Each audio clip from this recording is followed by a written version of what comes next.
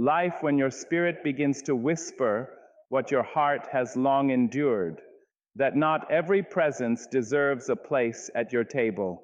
Some people do not arrive to celebrate your light, but to dim it, not to walk beside your strength, but to lean upon it until you forget how to stand. They wear familiar faces, friends, lovers, even kin, but leave behind a trail of doubt, exhaustion, and unseen wounds. And the truth, tender yet unshakable, is this: you were never meant to carry the weight of those who refuse to carry their own. Today, we will name them, understand them, and most importantly, learn how to rise beyond them, because your peace is not a gift to be borrowed, it is a power to be protected. There are voices in this world that do not come to guide you, but to grind you down, soft at first, almost disguised as concern, until you begin to notice how every word leaves a mark. The constant critic does not always shout. More often, they whisper their disapproval into the corners of your confidence. They study your joy like it is a flaw to be corrected, your growth like it is something to be questioned. And over time, if you are not careful, you begin to see yourself through their narrow lens, shrinking parts of who you are, just to feel a moment of approval that never truly comes. What makes this presence so heavy is not just their words, but the persistence of them. It is the way they turn your victories into something small, the way they wrap their envy in advice, the way they make you second-guess what once felt certain. You may find yourself working harder, explaining more, proving things that never needed proof, all in the hope that one day they will say, "You are enough." But that day rarely arrives, because their struggle was never truly about you. It is rooted in something unspoken within them, a discomfort with light they have not yet found in themselves. And still, you try to be patient. You tell yourself they mean well. You tell yourself to be understanding, to be kind, to be bigger than the moment. But there is a quiet difference between kindness and self-erasure, and too often we cross that line without noticing. Each time you silence your own voice to make space for their criticism, you teach yourself to doubt your worth. Each time you accept less than encouragement, you slowly disconnect from the power that was always yours. There comes a point when your spirit grows tired of negotiating with negativity, a point where you realize that constant criticism is not a form of love, and discomfort is not a sign that you must change who you are. In that moment, something begins to shift. You stop seeking their validation like it is oxygen, and you begin to breathe on your own again. You start to recognize that not every opinion deserves a home inside you, and not every voice should be given the authority to shape your identity. To step away from this pattern is not an act of rebellion, but an act of restoration. It is the quiet courage of choosing yourself, even when others do not understand. It is learning to let your light exist without apology, without explanation, without the need to be dimmed for someone else's comfort. And when you do, you will find that the weight you once carried was never yours to begin with. It falls away, gently but surely, leaving behind a clearer sense of who you are, unshaken, unburdened, and finally free to rise as you were always meant to. There are those who move through life wrapped in a story where they are always the wounded one, always the one wronged, always standing in the shadow of something or someone else. At first, your heart may open wide to them, because compassion is a beautiful instinct. You listen, you comfort, you offer your strength as a shelter. But slowly, almost without notice, you begin to realize that their storms do not pass. They circle again and again, pulling you deeper into a narrative that never changes, no matter how much you give. The victim player does not simply share pain. They live inside it, decorate it, defend it. Every solution becomes a problem.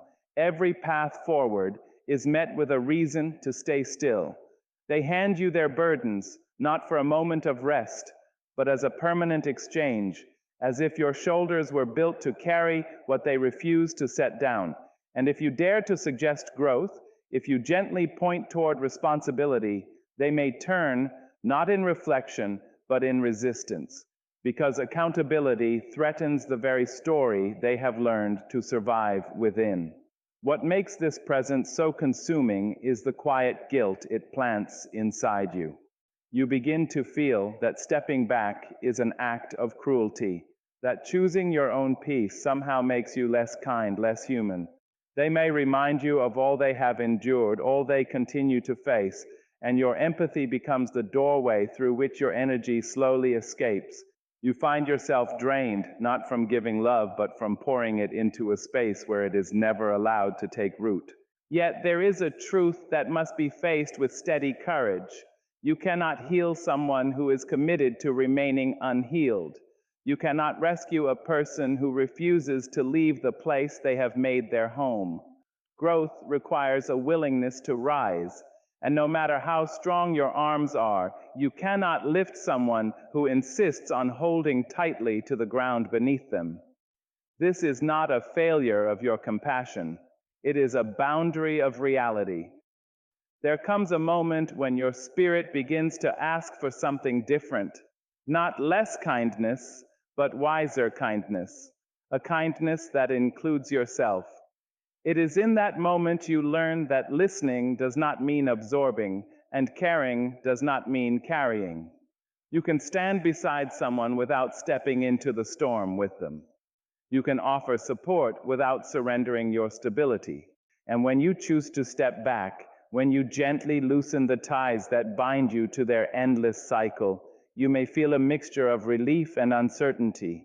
But in that space, something sacred begins to return to you, your clarity, your strength, your sense of direction. You begin to understand that your role in this world is not to be a vessel for someone else's avoidance, but a keeper of your own light. And as you reclaim that light, you create room for relationships that grow, that rise, that meet you not in helplessness, but in shared strength and honest becoming. There are people who do not come into your life with raised voices or open demands, but with a gentleness so carefully crafted, it almost feels like trust. They speak in tones that soothe, they offer kindness that feels timely, and they study you, not to understand you, but to learn how to reach you. The manipulator does not force their way into your world. They are invited, welcomed by the very goodness you carry.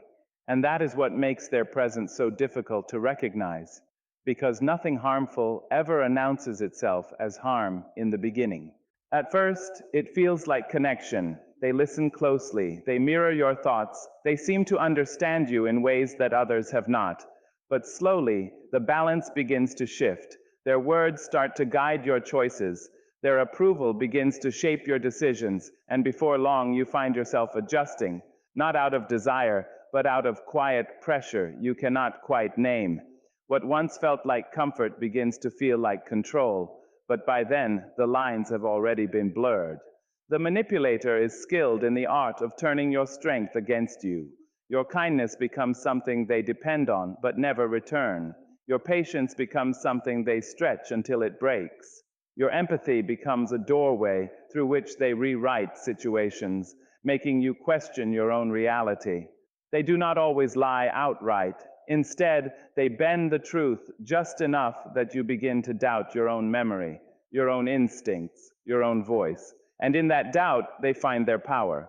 What makes this dynamic so heavy is not just what they do, but what it does to you. You begin to over-explain, overthink, overcompensate.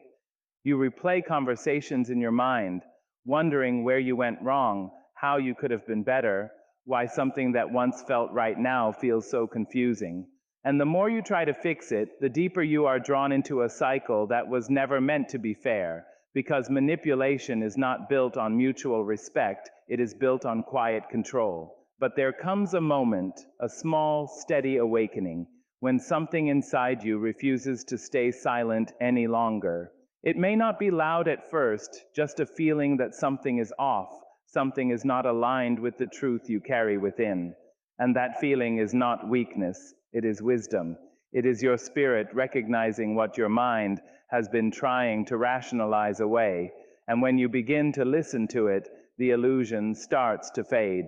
Stepping away from manipulation is not always easy because it requires you to trust yourself again. It asks you to reclaim the parts of you that were slowly handed over, your clarity, your voice, your sense of self. It means setting boundaries that may not be welcomed, speaking truths that may not be accepted, and choosing distance where there was once closeness. But in doing so, you are not losing anything of value. You are returning to yourself.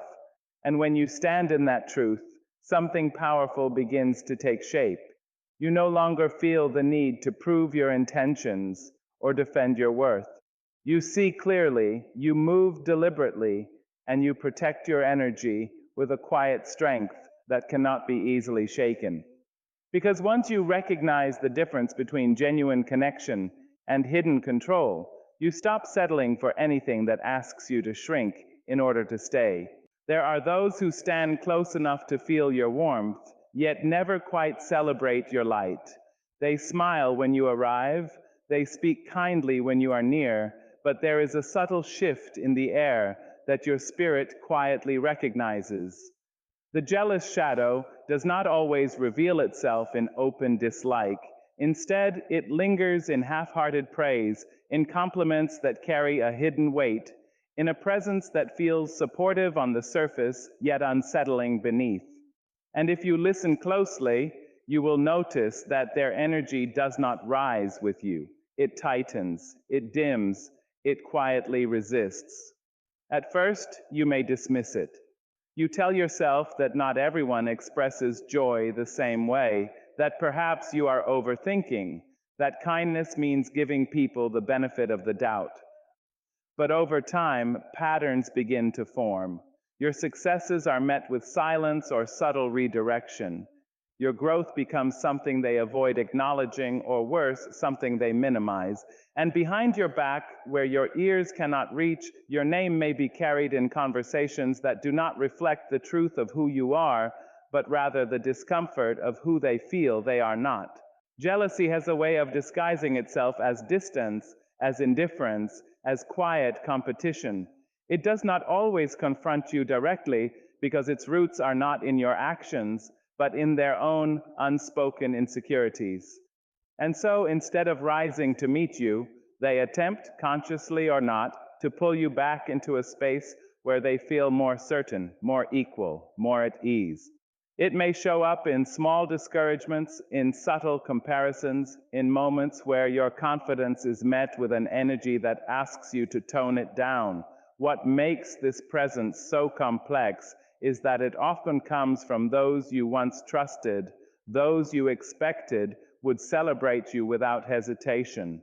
And that realization can feel heavy because it challenges the picture you held of the connection.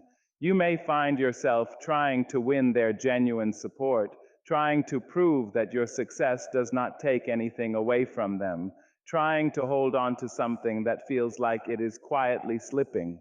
But the truth is, you were never meant to shrink your light to make someone else comfortable in their darkness. There comes a moment when clarity begins to replace confusion.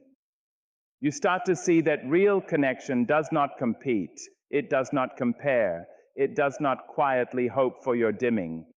Real connection expands with you, celebrates with you, stands steady in your presence without losing itself. And once you recognize that difference, you begin to release the need to chase approval from those who cannot freely give it. Stepping away from jealous shadows is not about anger or resentment. It is about alignment. It is about choosing to surround yourself with energy that reflects the truth of your worth, not energy that questions it. And as you do, something within you grows lighter. You no longer feel the need to explain your joy or justify your progress. You simply become, fully and freely, without the quiet pressure to be less. And in that freedom, your light does what it was always meant to do. It shines, not in defiance of others, but in honor of yourself. And those who are meant to stand beside you will not be threatened by that light.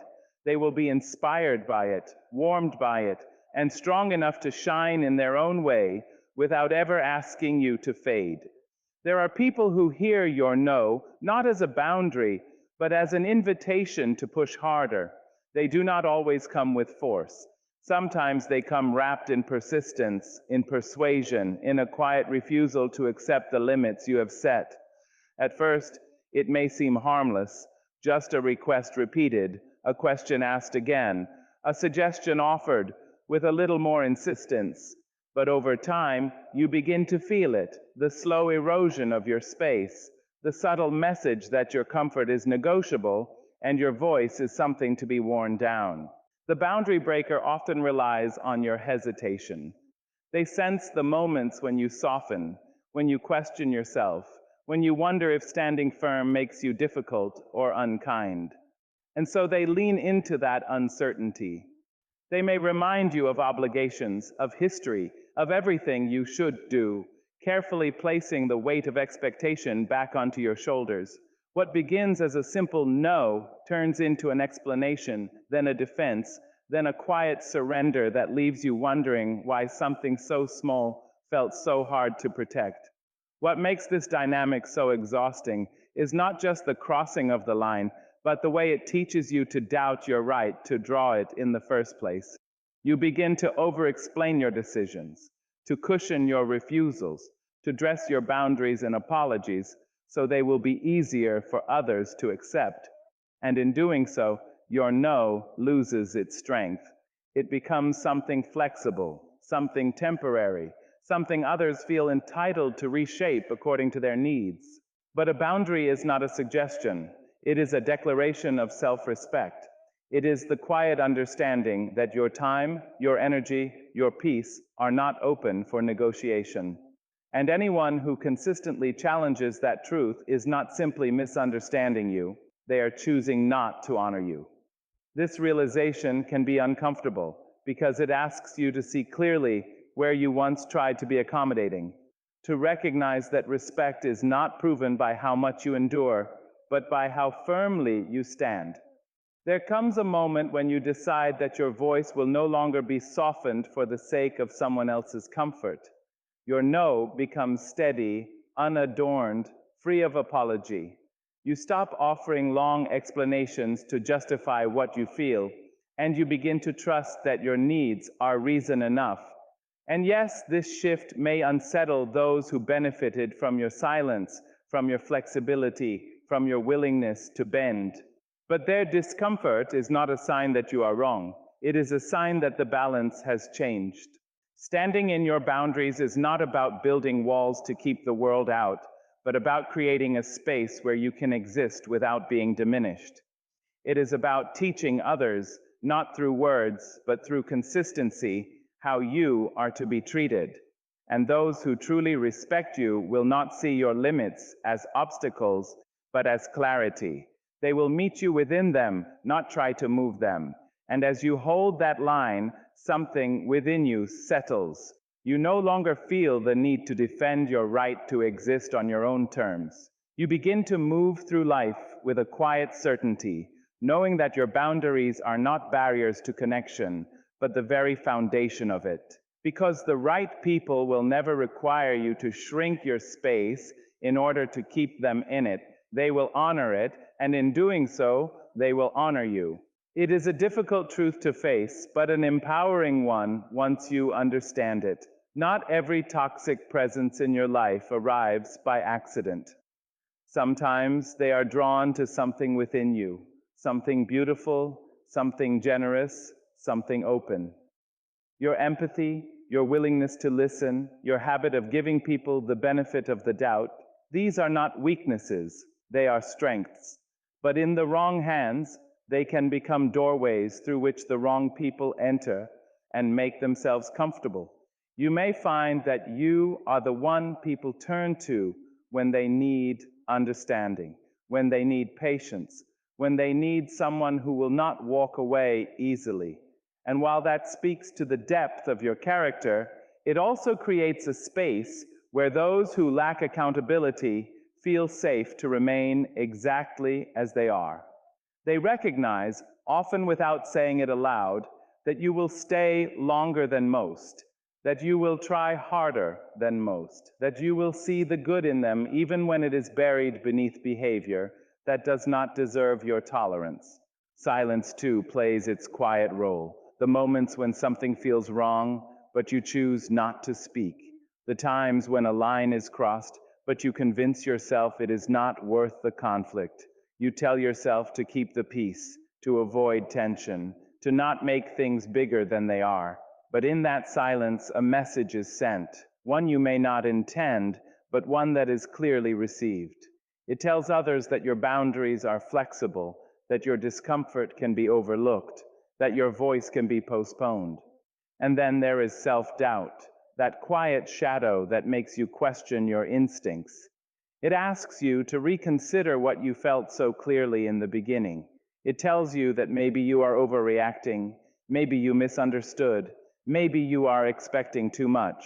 And while you are busy questioning yourself, someone else is becoming more certain of how far they can go. Because uncertainty in you often creates opportunity for them. But none of this means you are at fault. It means you are human, shaped by experiences that taught you to be kind, to be patient, to be understanding. The lesson here is not to harden your heart, but to strengthen your awareness, to recognize that empathy must be paired with boundaries, that kindness must be balanced with self-respect, that understanding others should never come at the cost of abandoning yourself. There comes a moment when you begin to shift, not by closing yourself off, but by becoming more intentional with who you allow into your space. You start to listen to the quiet signals you once ignored. You begin to trust the discomfort that rises within you instead of explaining it away. And most importantly, you learn that your presence is not something to be earned through endurance, but something to be shared where it is valued and respected. As you grow into this awareness, the pattern begins to break, not because the world has changed, but because you have. You no longer respond in the same way, no longer accept what once felt familiar, no longer confuse tolerance with love. And in that shift, you do not lose your kindness. You refine it. You offer it wisely, protect it fiercely, and place it only where it can grow, instead of where it is quietly consumed. There is a price we pay for every moment we remain where we are not respected, and it is rarely collected all at once. It comes quietly, in pieces so small they almost go unnoticed at first. A little more silence here, a little more compromise there, until one day you realize that something within you has grown tired in a way that rest cannot fix.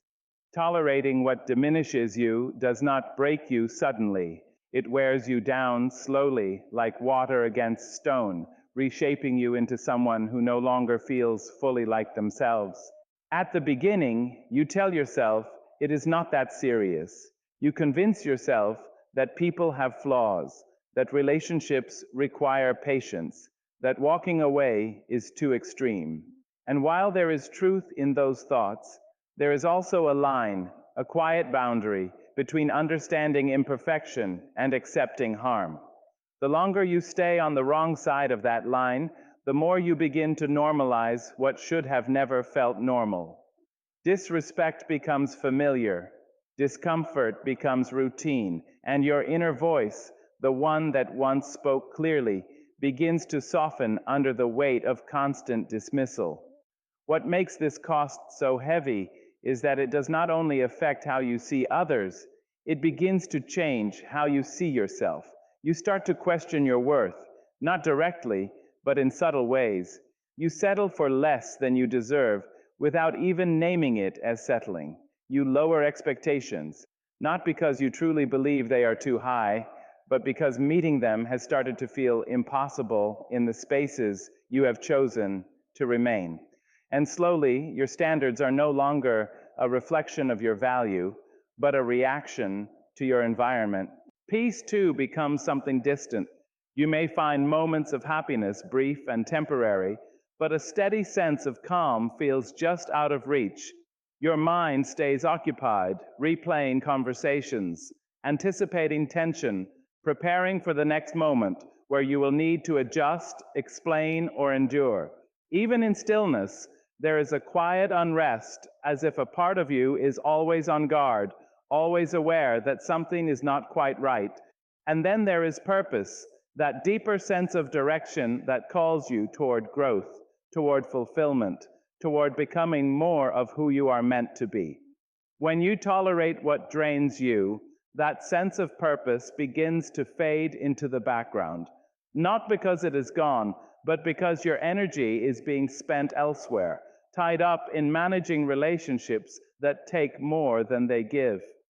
You become focused on surviving the moment instead of building a future, maintaining peace instead of creating it. But the truth remains steady and unchanging.